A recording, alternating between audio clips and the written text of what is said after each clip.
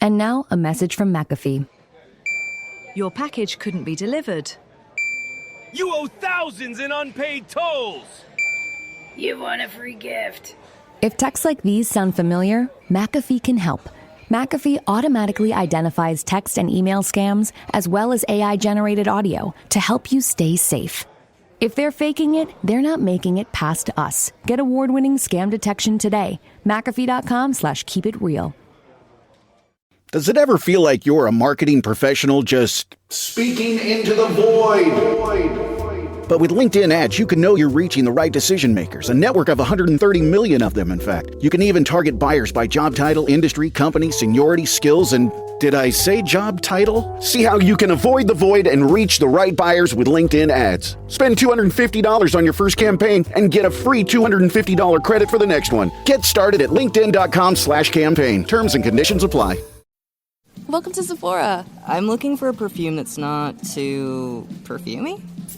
I got you. Serum moisturizer or moisturizer serum. Let's get into layering. My concealer is making me look worse. Sounds like the wrong shade.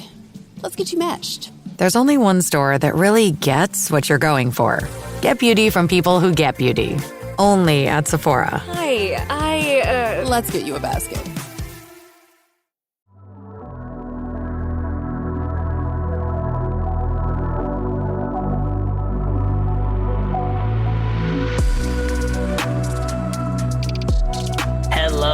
Welcome back, everyone, to the Ghost of Tsushima Yotei Gamecast. I'm your host, Andrew Zink, and I'm super excited to welcome you back for episode 16, Act 3, main storyline, part 2, the end. We are going to finish Ghost of Tsushima's main storyline in this episode. I can't believe we're already here, and wow, I mean, has this game had an incredible story? And I really can't wait to dive into the end with all of y'all on this episode. So we'll just dive in here. There's actually only 2 quests left for us to do in this whole episode. The 2 quests are Eternal Blue Sky and The Tale of Lord Shimura.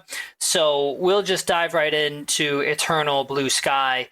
So at this point, we've gotten everything ready to begin the final assault at Port Izumi on Kojun Khan's forces. We're preparing to sail for mainland Japan with many barrels of the wolfsbane flower, which they intend to use to poison the shogun's army and who knows how many other people.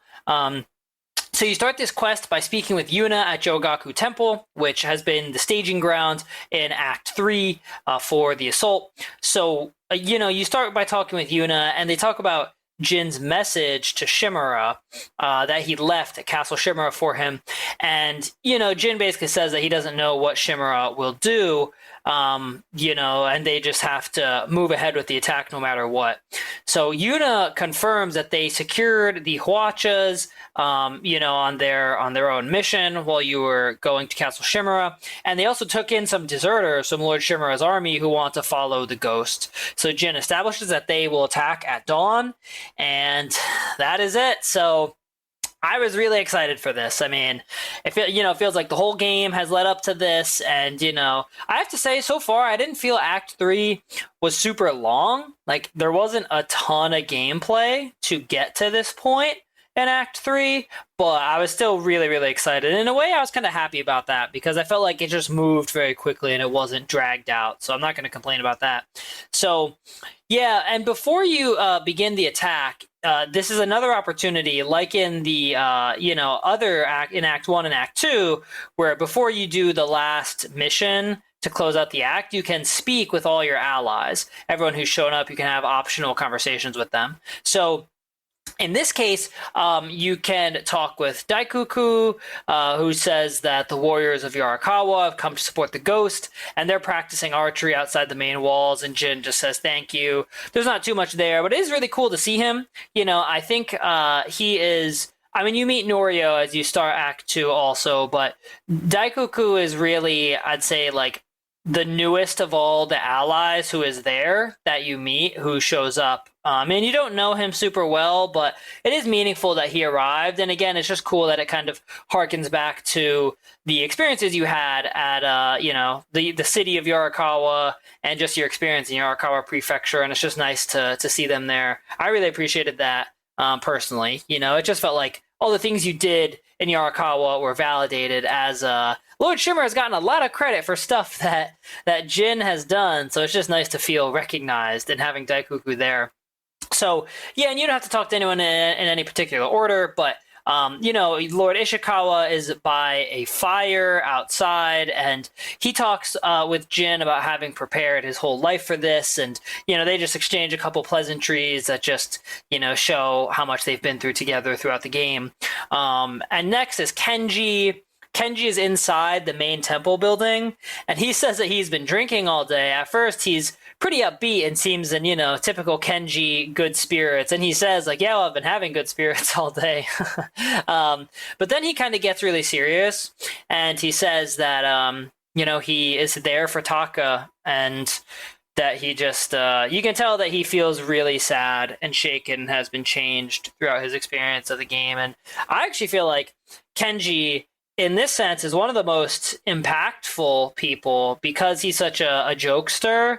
And he's like, as I've said throughout the podcast, he's kind of comic relief. But then the moments where he is really serious, mainly after following Taka's death, I feel make that especially impactful as a result of that. And yeah, finally you can talk to Lady Masako, who is by a fire outside, and she says she wants Khotun Khan dead for her husband's death at Komoda Beach and the death of her sons by his army at Komoda Beach.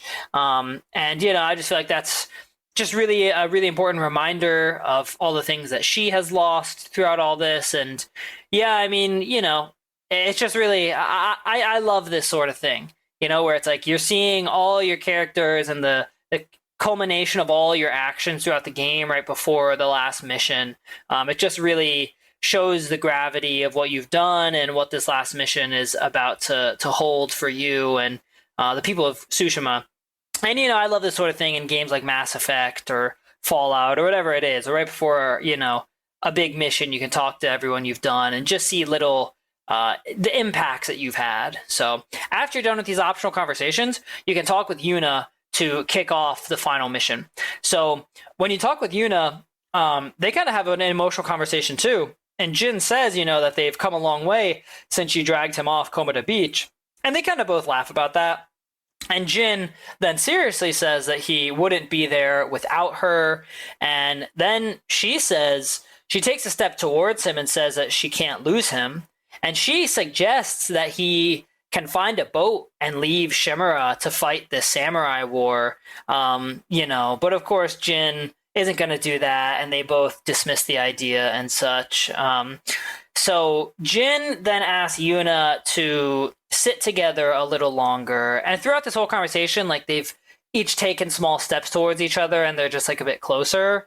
And that's pretty much the end of the interaction. But I do have to say that I think they did a really fantastic job in this game of not like tapping into what I would consider kind of like a cliche of if Jin and Yuna ended up like being very overtly romantic with each other. But I feel they do a fantastic job of showing that they've definitely developed very strong feelings for each other that in real life probably would turn into romance, but who knows. And in this game, it's just like I feel like you really feel the emotional impact of their connection, but they're not like pushing a cliche or hitting you over the head with anything. So I just thought it was excellently well done all in all. So then at this point, you cut to Port Izumi and you're all there. And at this moment, I got chills. So I was like, oh man, I just can't wait to see what this is going to be like. So Jin is with all of the allies on the outskirts of the port. You see this big winter storm is hitting Port Izumi, and there's snowfall everywhere. It's gray and cloudy and windy, and you can barely see anything. So then Kenji says that the siege weapons are ready to attack the Mongol fleet from the coast.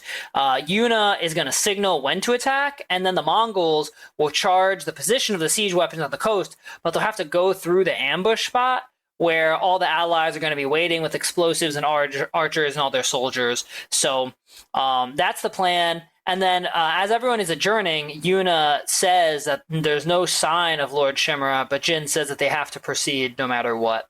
So really, the battle then begins like right away. Yuna shoots a signal arrow like right here, and then you see the Hwacha flaming arrows start raining down on the Mongol ships in the harbor. So I thought this was pretty cool. And so then you get the quest to take up your position in the fishing village, the ambush spot. So you then just walk right over there. You're not far away from it. And then the battle in the ambush begins with a huge explosion of, a big Mongol horse patrol, approaching, and then the barrels blow all of them up. And then, the real combat starts. Lots of well-armed Mongols rush out, and, you and the allies rush to meet them. And this is just another super sick scene where it's you have all your soldiers and allies gathered, and it's just a big battle that's happening. And there's the soldiers from Yarikawa, you have archers supporting you. Just really cool scene. And the Mongols are pretty well armed at this point. It's obviously the last mission, so you're getting the toughest enemies of the game. And this fishing village is totally frozen over, so it's snowy, it's cold, it's just a much different atmosphere than you've gotten throughout Act 1 and 2. And so, after clearing all the Mongols in this first stage of the ambush spot, you then have to rush up some stairs to the second area to rush more Mongol archers and soldiers. So then you do that. You get to the top of this area, and there's probably 15 to 20 Mongols you have to fight through. Again, just another really cool scene. It's just sort of an open courtyard sort of area in this fishing village. So after you clear the Mongols here, you get a cutscene after this part. So Yuna then says that the plan has worked and that the Mongols are regrouping. So at this point, Lady Masako says that Norio is leading their other forces up the hill. So then you set out to join him and press the attack. So at this point, all the allies head out. And I actually really like this part because it's Yuna, it's Masako, it's Ishikawa, and I think Daikuku is there too, but you all just run together, you just jog together through the forest for a bit, and I really liked that feeling of just having a group of your allies as you're moving out together like that. I wish you'd kind of gotten more of that, just on a larger scale throughout the game. That's what I mean. I liked it so much in this final scene, it made me realize I wish there was more of this previously, but so eventually, you don't have to run super far. You reach the top of this hill spot where Norio is there, and you start a cutscene. So here is where Jin kind of gives his final main rousing speech, and he says that today is the day the Khan dies, and he says that Lord Shimura isn't there, but that they will press ahead and accomplish this no matter what. So Yuna says that they will attack the main gate to distract the Mongols while Jin finds a way inside. So Jin says that they're going to be overwhelmed, but Yuna just insists. And Jin says they're the bravest people he's ever known. And then they adjourn. And you start to head off for this final section of the quest. So the quest now is to infiltrate Port Izmi. And you can kind of do this fairly easily. You kind of hop down into this canyon area where there's a lot of tall grass in the bottom of the canyon, and the Mongols have, and it's not like the Grand Canyon, it's not like a massive canyon, but it's just a canyon that's 10 or 20 feet deep, and probably 20 feet more and the Mongols have scouts stationed up on top of the canyon looking out, but you can hide in the tall grass and sneak past them. So eventually you just go through this canyon, and then you have a way that you can climb up, and then you climb up through some rocks, and you're inside the main compound. So eventually you get to the top of this roof that's close to where you climb up from the canyon, and you can use, the high ropes and the roof and some other roofs, and you can kind of go a ways. And from there, you can locate a watchtower that will give you a good enough view to actually scout where the Khan is and get a good view of the rest of the fishing village. So, yeah, eventually you have to get down from the roof. You sneak through the port, kind of by hiding behind buildings and timing it right with patrols. You can assassinate enemies as you go to, ease the way. And then you eventually reach the watchtower. And so when you climb up to the watchtower, a cutscene begins. And so Jin sees the Khan with a bunch of Mongol soldiers near the harbor master's house. And it's kind of just like a much bigger, structure than the rest of Port Izmi. And so you see the Khan is over there. There's a bunch of soldiers around him. And, they're preparing to leave. They're entrenched. And then a horn blows. And it is Lord Shimura arriving with the samurai army at the main gate. And at this point, y'all, the main final battle begins. I just have to say, I had chills, as this was happening. This just felt just really epic and really cool, even though I feel lots of ways about Lord Shimura. He gives this... it's not even really a speech. He just tells everyone to charge and show no mercy. And that's pretty much it. So at this point, you have to start sneaking to the harbor master's manor house, and you hear the sounds of battle, kick off in the distance, and there's explosions and fighting, and there's flaming arrows just coming in all over the place, and it's just a really crazy, cool scene. So, you're sneaking your way through this intersection of Port Izmi, and you assassinate enemies along the way, and eventually you reach this point where you have to cross a bridge into where you're getting pretty close to the final section of Port Izmi, and at this bridge spot, the Mongols will see you no matter what. There's not really any other way across without them seeing you. So you just rush across. There's a squad of them. They're all well armed. They've got archers. So you definitely got to block and, try and do what you can to minimize your damage here. So, you clear them. And then eventually you proceed past this spot with, again, tons of fire arrows are just like raining down around you from the battle raging at the gates. So, and then after you proceed past this spot, you arrive at this big final main gate, and you go through to find Khotun Khan standing there waiting for you. Oh man, y'all, we've spent the whole game building up to this, waiting for this moment to finally catch this guy. He ran away at the end of Act 1, he ran away at the end of Act 2, and we think we might finally get him here. It might finally be the end of the line for Khotun Khan. So he's standing on what looks to me to be like a frozen pond or something. But, it seems like you're fighting on ice or at least some sort of very thick layer of snow. So then you begin a cutscene where the Khan is saying, look at all this death because you and Lord Shimura would not choose peace. And instead, you chose war, and, that's why all the deaths of the people on the mainland are all going to be your fault. That's what Khotun Khan is basically saying. And then Jin just says, you will never leave this island. And then, this cutscene basically ends with Khotun Khan kind of like popping open a bottle of something, and you gather it's some sort of like chemical or something, probably the poison or some sort of tool that's derived from the poison that will help him in the battle or something. So then you start the fight, and I have to say I think I'd hoped for just a little bit more dialogue between the two, but I don't know, it was fine. So at this point, when you start the fight, the things I'll say about this is that Khotun Khan has pretty far-reaching attacks because his lance weapon is so big. It's just like a huge, long weapon. And there's times where it's like when he's doing unblockable attacks towards you that you can dodge one, but then he'll follow it up with like a second or even a third one. So you have to make sure you dodge multiple times or get pretty far away to not be taking tons of damage at a time.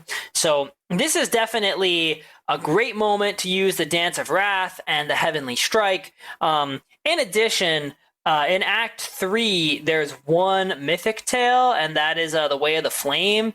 That is pretty good to have too. Unfortunately, I did not have the Dance of Wrath or the Way of the Flame when I did this battle, so I don't know. It just would have been cool to have all those things. But this is a real duel, so you can't use your ghost weapons or anything else.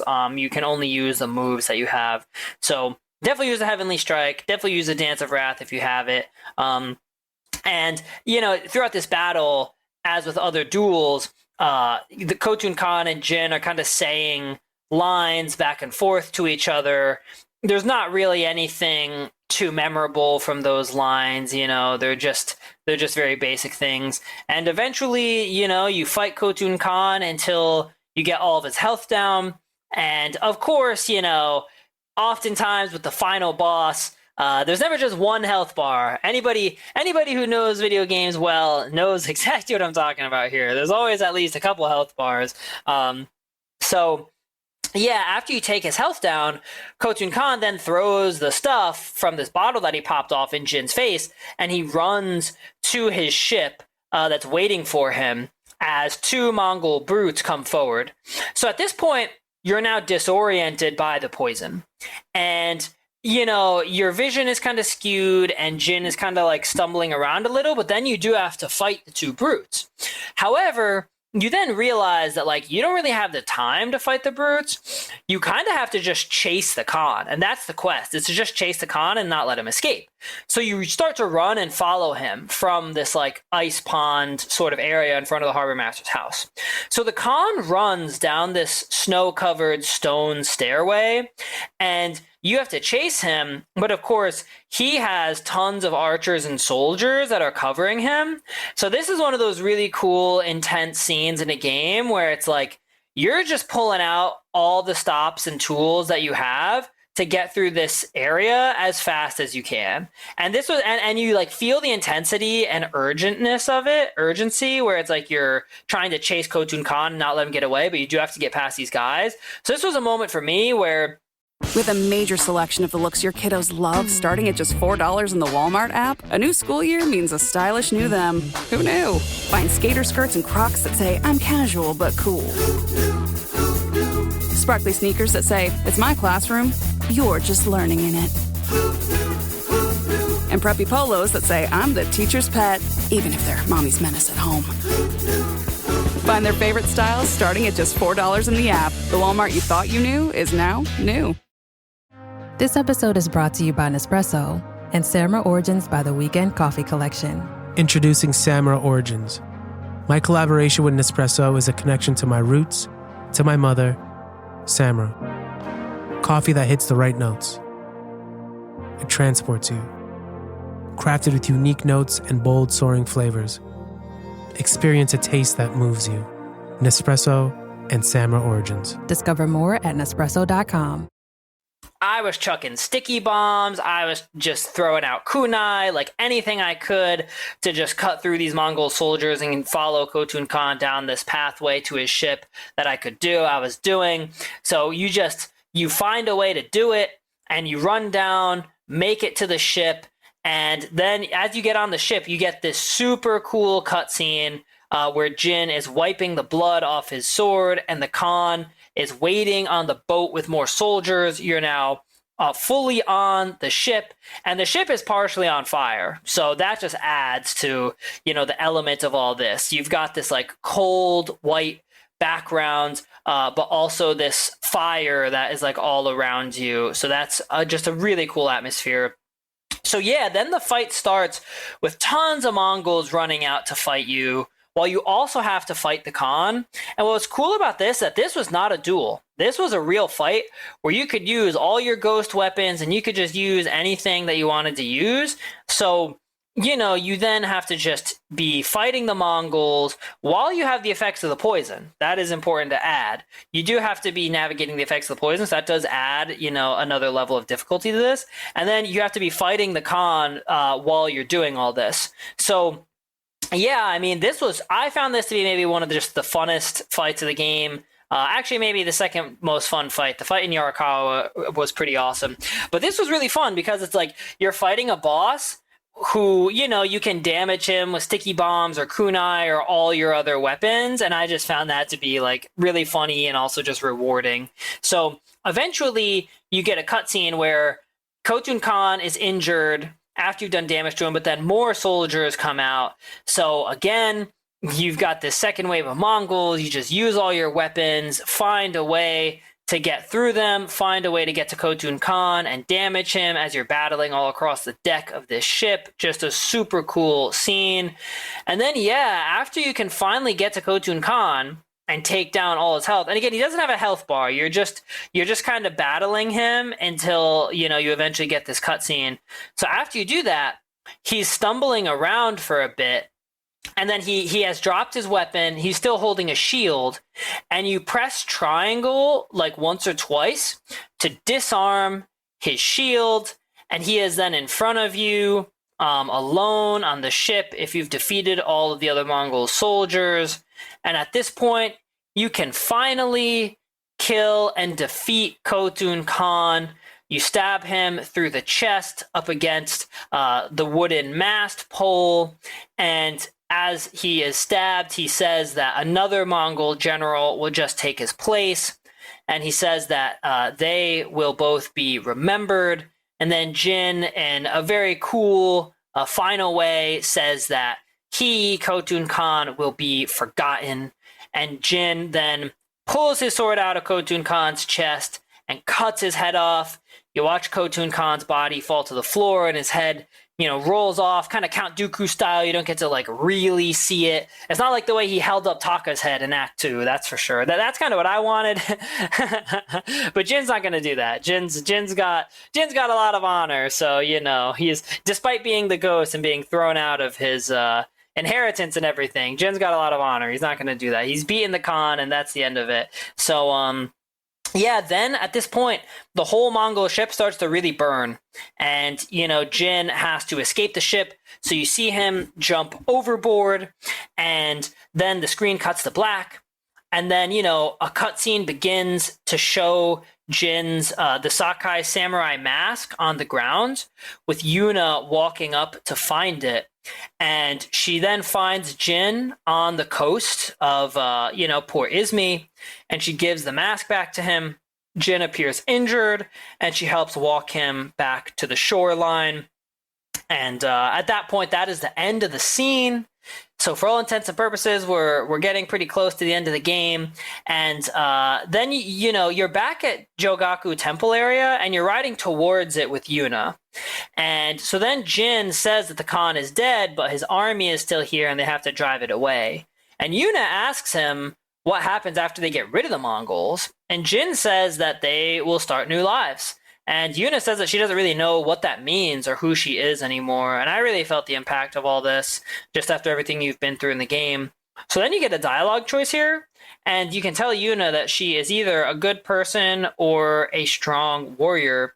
And if you choose a strong warrior, he says you bring hope to our people and fear to the Mongols. And again, no matter which option you choose, she says the same thing back, which is, she says that she will be hunted by the samurai, and Jin basically says that they should just keep fighting, and that if anyone could change their mind, it'll be her. I have to say that I love this game. This is just one of those moments in the storyline where I feel like, I don't know, it's fine for the game, it's fine for the story, but if we're actually analyzing it, I feel like everything Jin is saying here is wholly inadequate, where it's just like, yeah, but I mean, is there some way we could not be hunted our whole lives? Because that's not really a great life to have to live, especially when Yuna never even really did anything. She just got associated with Jin, and Shimura never liked her because of her past, and she was on Yarikawa and all this stuff. So definitely unfortunate, and leaves a certain. This isn't a game where, as you're getting to this point, you're not beating Khotun Khan and just feeling like, woohoo, we did it, that's the end. It's not like the end of Fallout 3 where it's like, if you beat the Mongols and, or not the Mongols, if you beat the Enclave and just have the good guy ending, and then it's like, okay, we did it, and that's the end of that. There's definitely a mixture of emotions through all of this. So then you get a final cutscene here where Jin says that they can't stay at Jogaku Temple for too long because Lord Shimura will come looking for them. And at this point, Yuna informs him that Shimura has sent a messenger with a message that says to meet him at Omi Lake.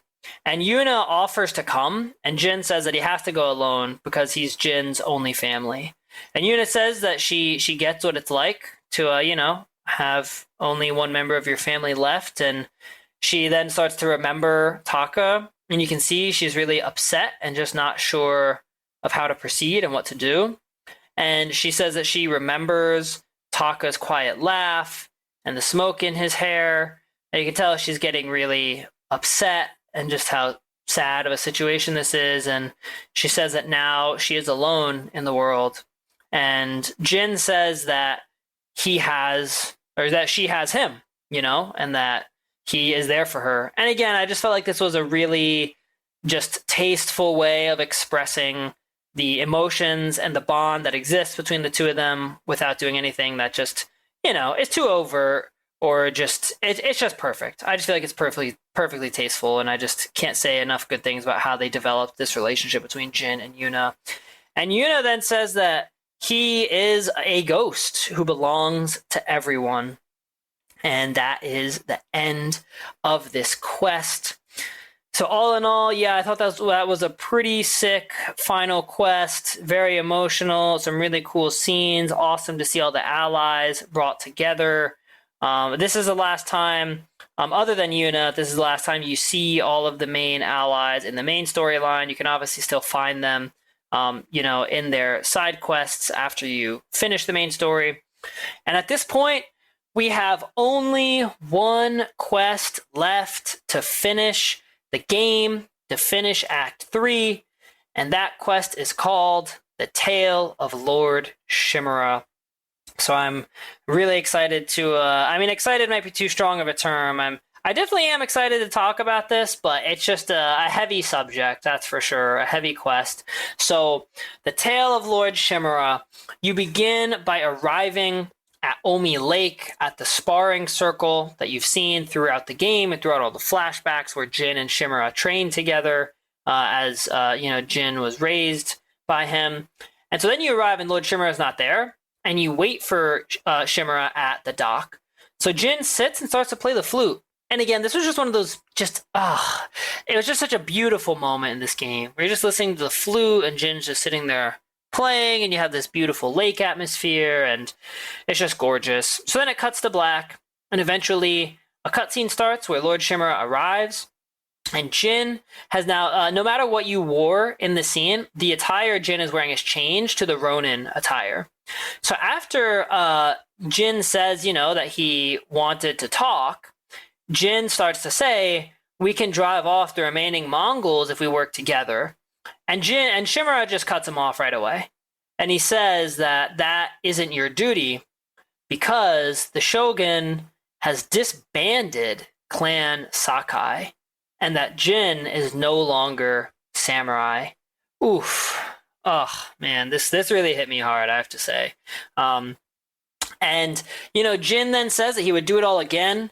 And Lord Shimura says that new samurai are coming to Tsushima who will replace all the samurai that they lost, and that they will occupy his land and estate. And then Lord Shimura says to ride with him, and here the quest officially starts. So right away, oh man, y'all, I was pretty upset. I was just like, really? I mean, wow, like they're gonna take everything from Jin. I mean, even after killing Khotun Khan, and he doesn't use the poison, but he does it the right way, and it's just like, and there's something that's going to come up with this, I'll say at the end after all of this. But so then you start riding on your horse with Lord Shimura. So as you're riding, Jin asks if he will remain Jito of Tsushima. And Lord Shimura says yes, because the Shogun has asked him to remain and train his warriors to fight the Mongols. So then they bond a little over fighting the Mongols, but Shimura says that he is sad that Jin won't be by his side as father and son to help him. So Jin then suggests that Lord Shimura can remarry and start a new family. And Lord Shimura says yes, that he can, but he is just clearly very distraught and upset by everything that's happened, and he's just not at all, joyful in any way. And I have to say, I thought Jin was showing a remarkable amount of just maturity and grace in this moment where he's trying to still be like a friend and advisor to Lord Shimura instead of just being angry. Because let me tell y'all, I was angry when I'm playing this. I was angry. I was like, I thought this was dumb. I think this is ridiculous. I think this is a huge injustice. I was pretty angry, but Jin was not in the game. So good on him. So yeah, then you're riding and you come upon a civilian whose cart is stuck in the mud. So then, Shimura and Jin offer to help. And as you're talking to him, this civilian says that he's headed to Jogaku to join the Ghost Army. And right away, I thought this was awesome. I was like, oh, the Ghost Army? Sign me up. But Jin then asks what he means, because Jin doesn't know anything about the Ghost Army. And he says, well, the Ghost Army is sailing to the Mongol steppes with the storm at their back to burn their homes to the ground. And he says that the cart is, everything I have in this cart is everything I can offer them to help. And, Lord Shimura is also being very kind and reserved and graceful in this moment. He offers to help this civilian.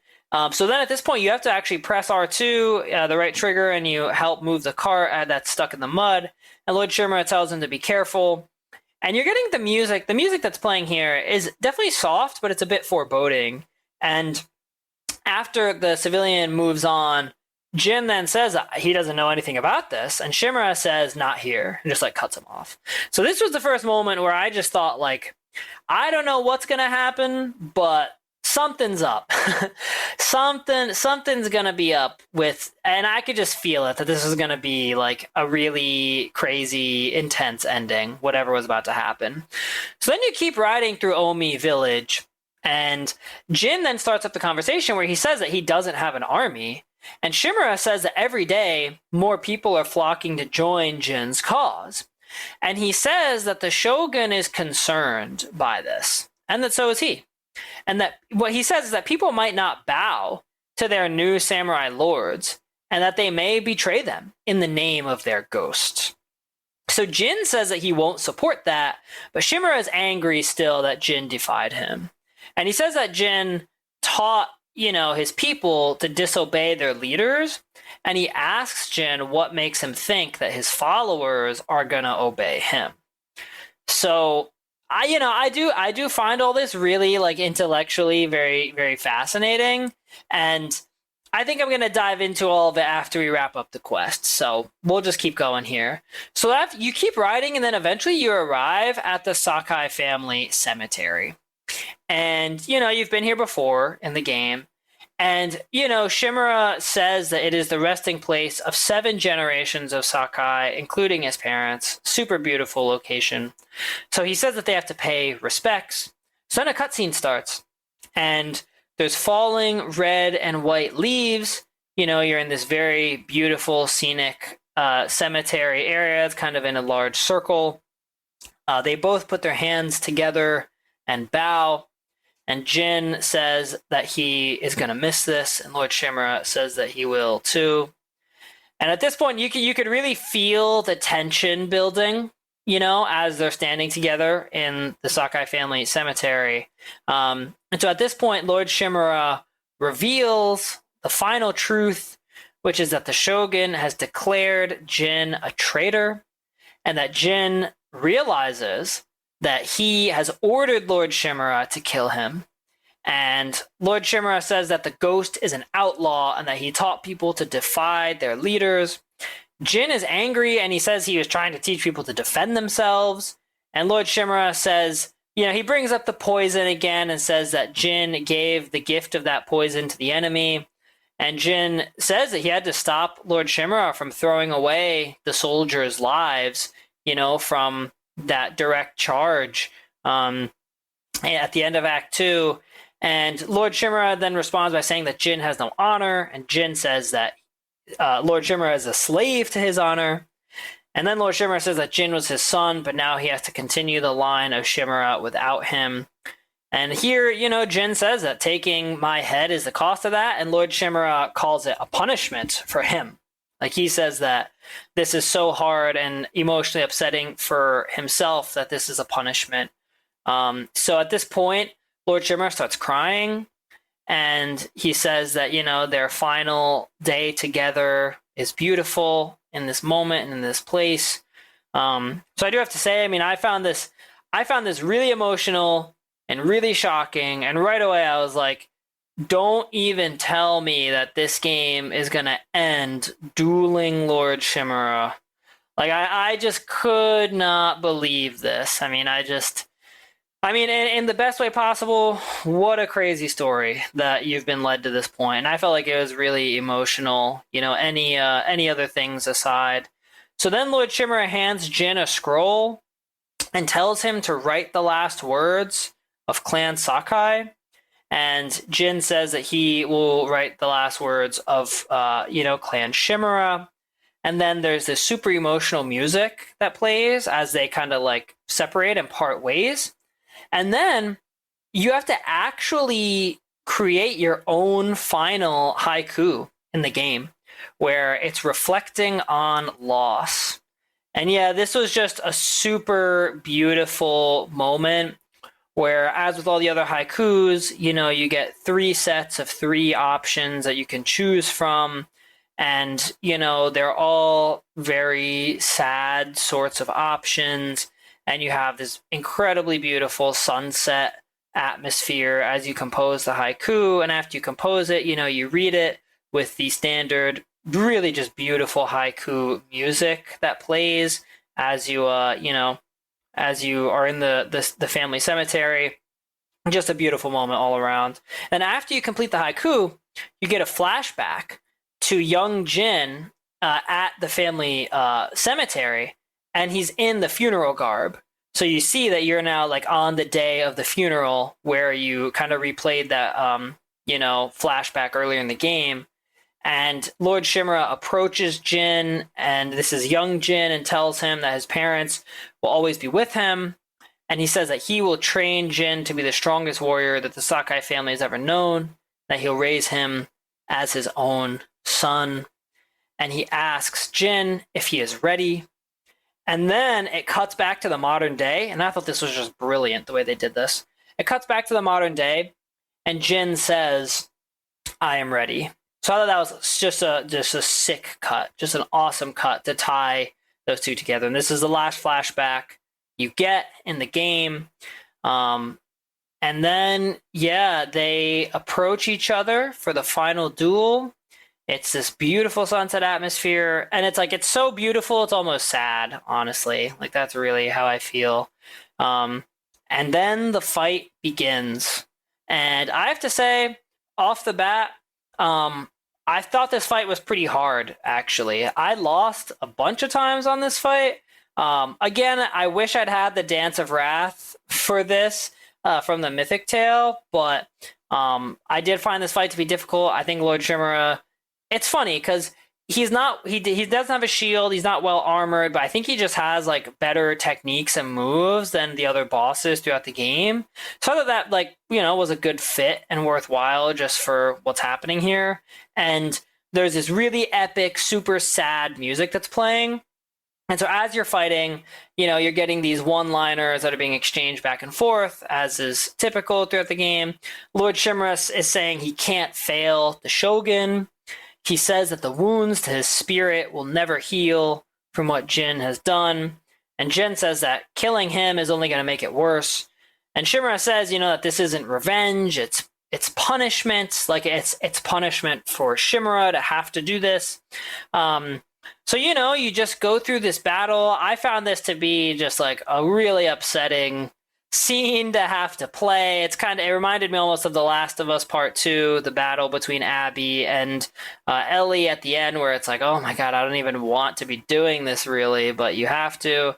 And Lord Shimura had been wearing white robes the whole time, while Jin was wearing the black Ronin robes. And as you go through the battle, Lord Shimura's white robes are just covered in blood. They just get increasingly covered with blood as you get his health further and further down. And then eventually, you get his health all the way down. you have him defeated, and you get a final cutscene where Jin and Lord Shimura rush at each other, and Jin has like a decisive slicing across Lord Shimura's torso that brings Lord Shimura to his knees. And at this point, you get the final choice of the game, of the main storyline, which is to kill Lord Shimura with a warrior's death. Lord Shimura asks to die as a warrior at Jin's hand, or you get the option to spare him. I have to say, I could not believe this. I really just could not believe this, especially because this game, it's not an RPG. You know, it's not really an RPG, but it's kind of like Assassin's Creed 3, where I feel really shocked.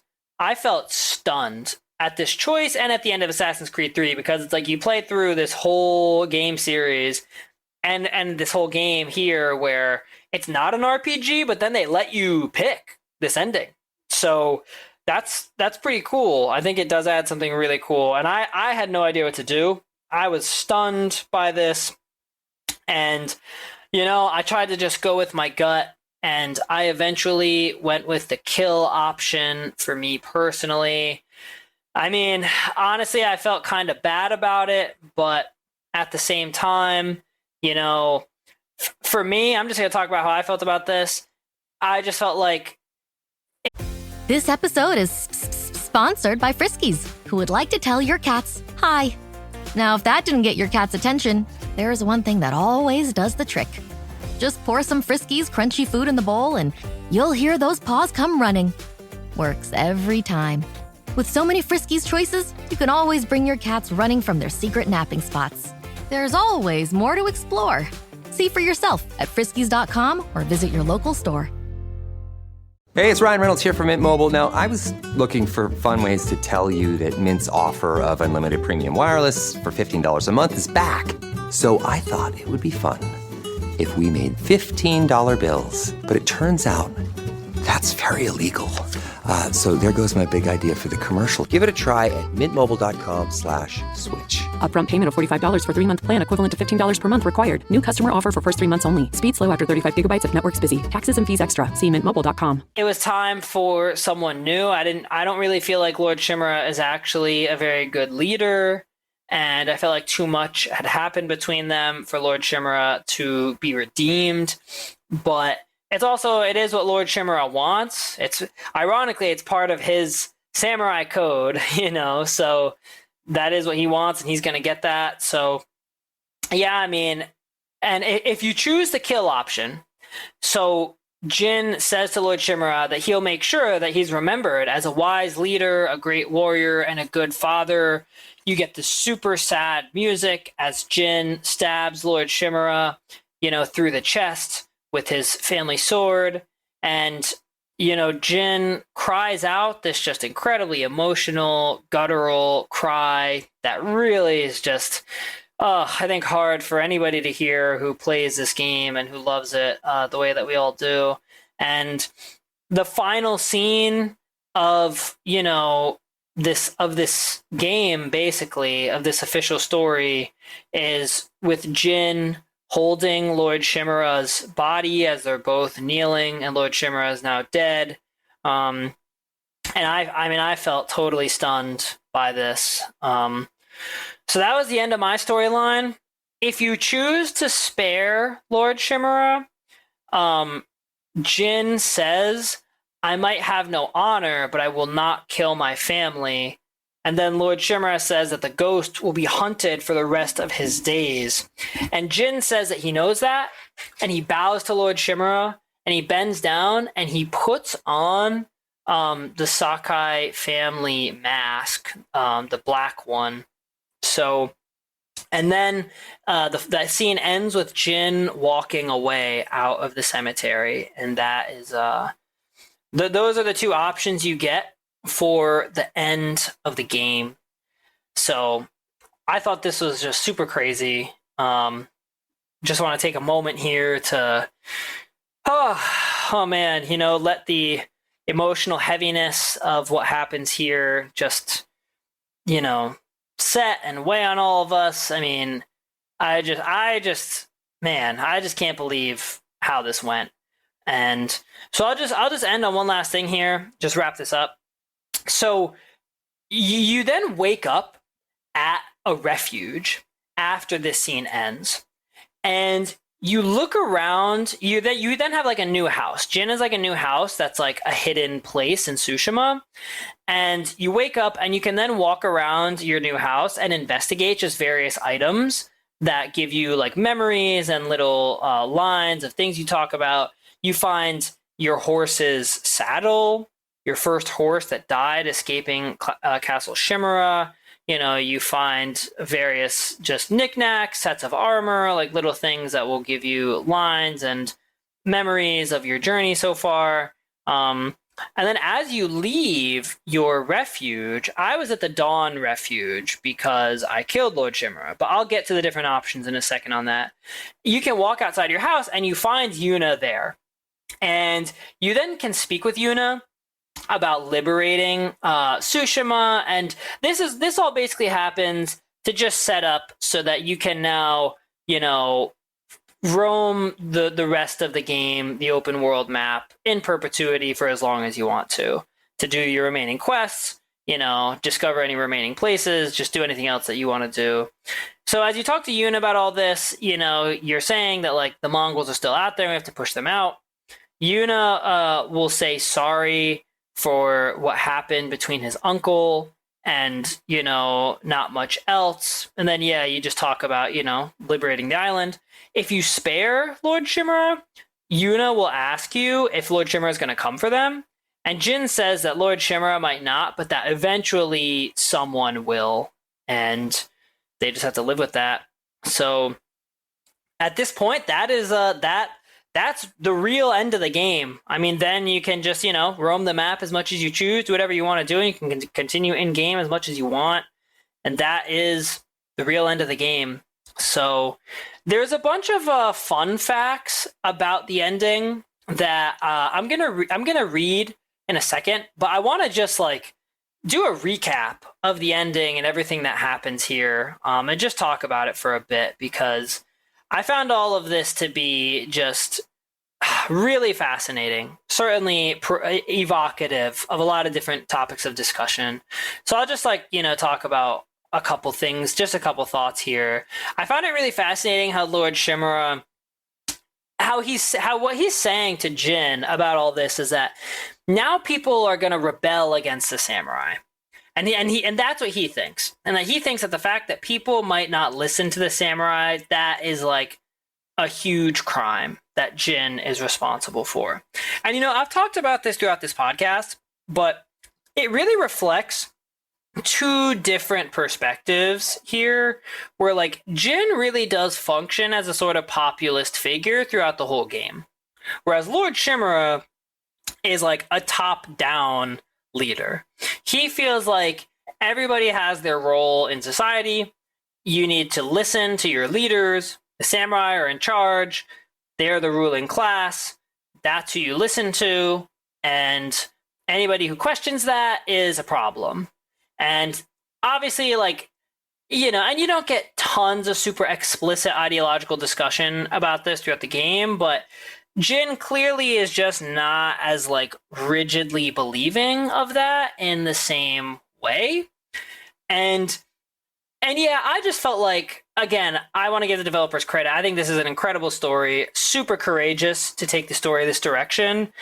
I was just kind of feeling like all of this was just a little bit ridiculous, because it's like, I think everybody understands this was just to defeat the Mongols. As soon as the Mongols are gone, it's like, all right, Japanese society is saved, and now we're all good.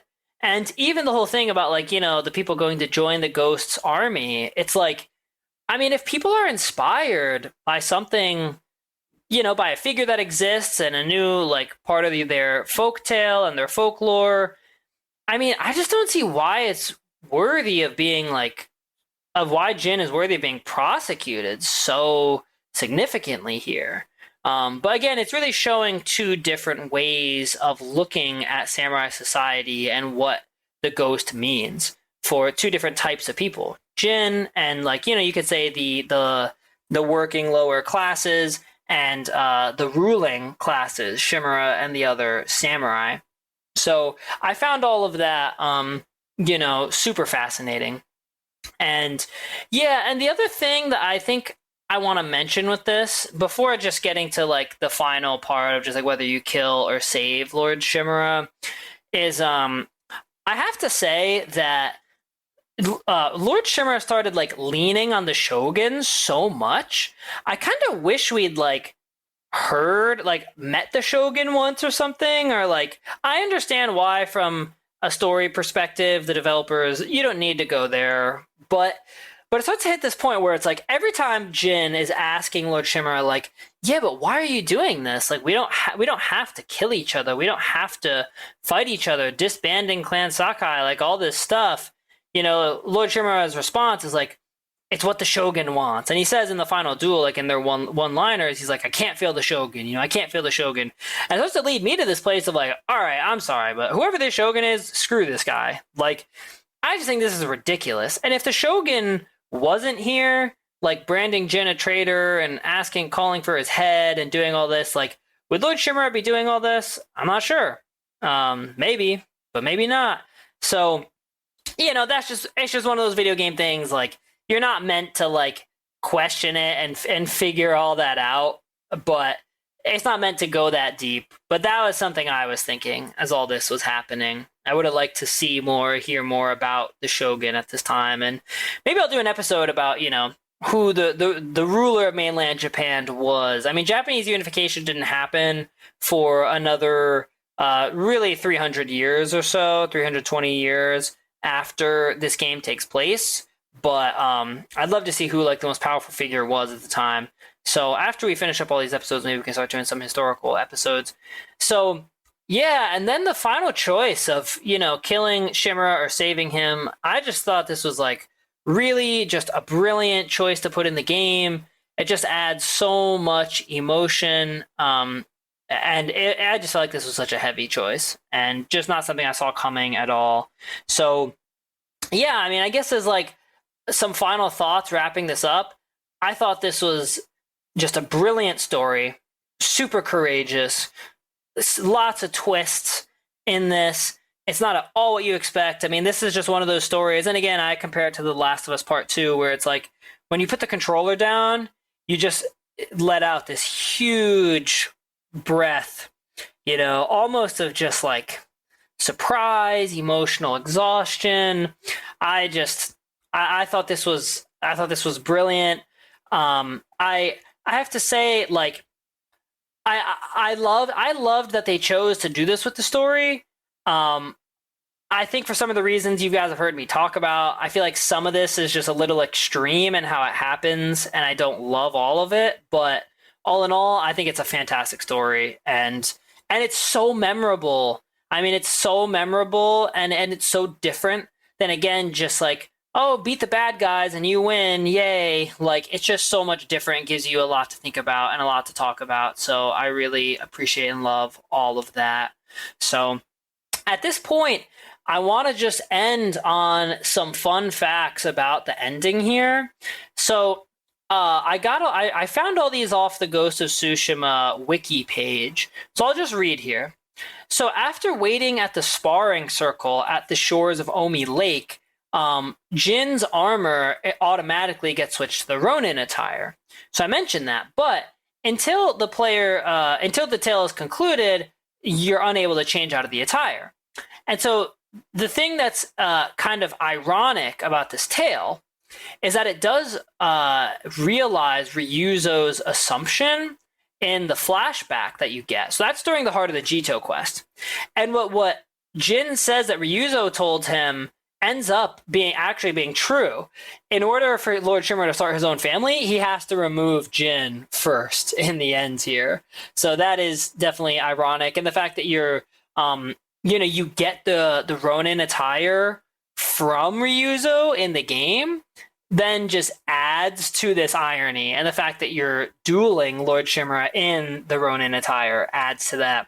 And, again, it's almost like drawing a parallel between, like, Ryuzo took his own path and ended up like outcast from Japanese society and samurai society, and in a way Jin did too.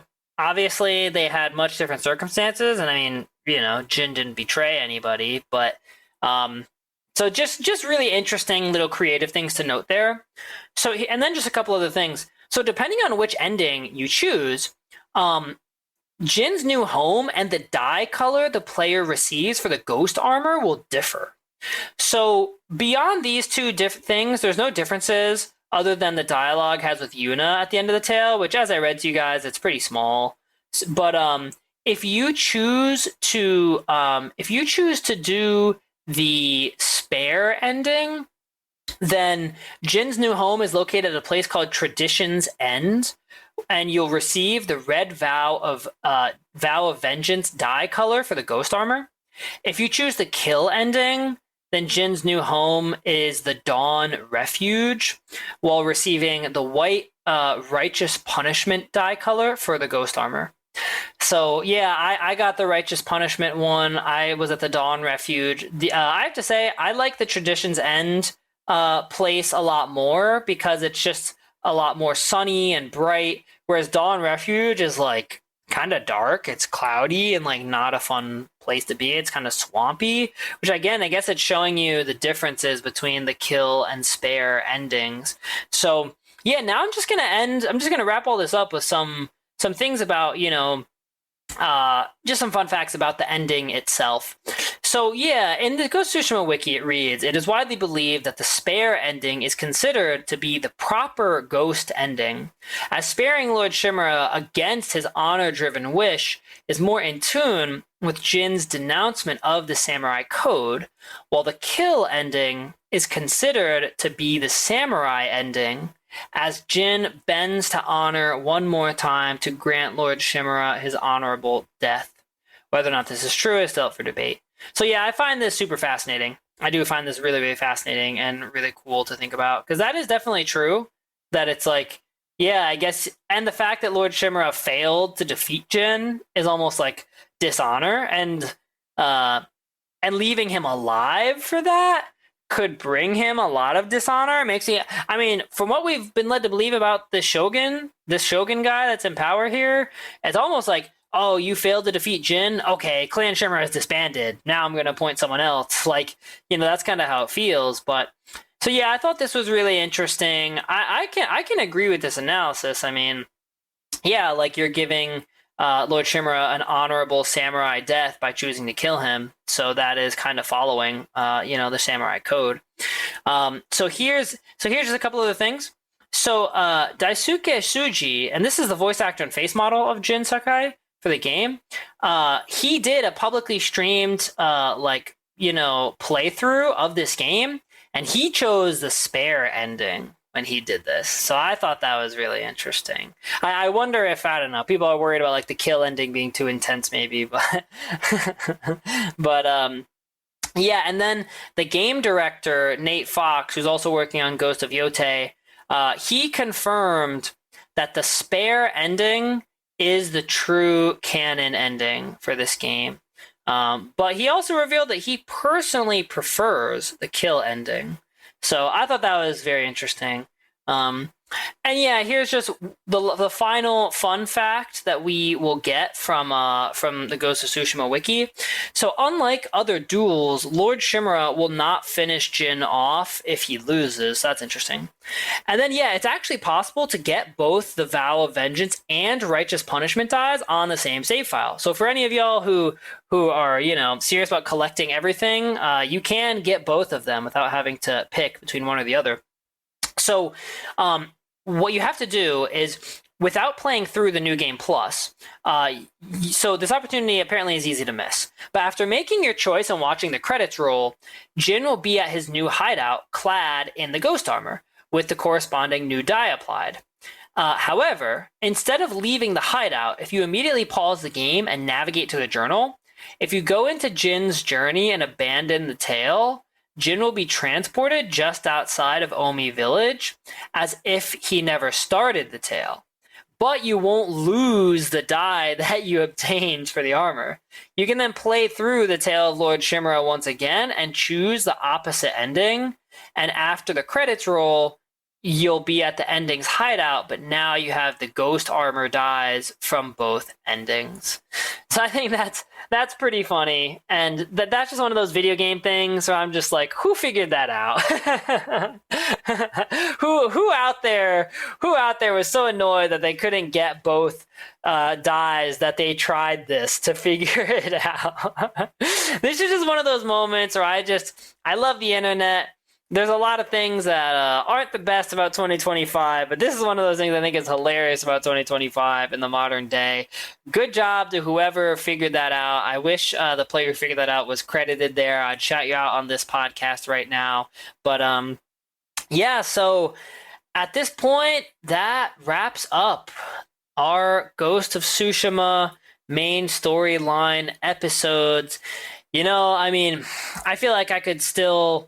After giving this some time to breathe, I could still do another episode about just, just a final review of the main story overall from Act 1, 2, and 3 and everything. But I'd say this about wraps up Act 3 and the Ghost of Tsushima main storyline for now on this podcast. I have to say I found this to be just an emotional roller coaster, but in the best way possible. This has got to be, just...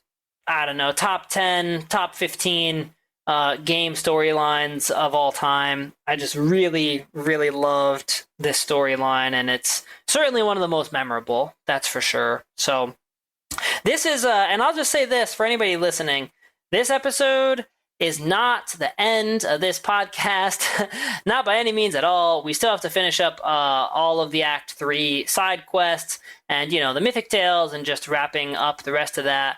I'm really excited to do just a couple historical episodes about just, some historical context of various things during this time period.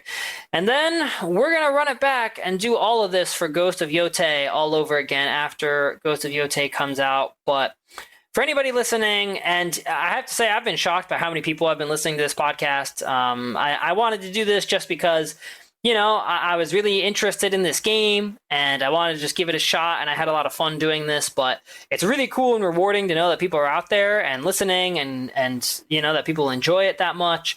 So I hope you all have enjoyed these main storyline episodes. It's been an honor to be able to do with all of you. And listen, y'all, check the show notes in the episode descriptions here, wherever you get your podcasts. You can hit us up on Blue Sky. You can join the Robots Radio Discord channel and go find the Ghost of Tsushima Yotei Gamecast channel there in the Robots Radio Discord server. And we can talk. Send some stuff, send some thoughts, and find some other fans of Ghost of Tsushima, and we can talk and hang. So find all that in the show notes. I just want to thank you all for tuning in. It's been an honor to do all these main storyline episodes. Hoping to get another episode out soon. So with that, I will say goodbye and talk to you guys soon.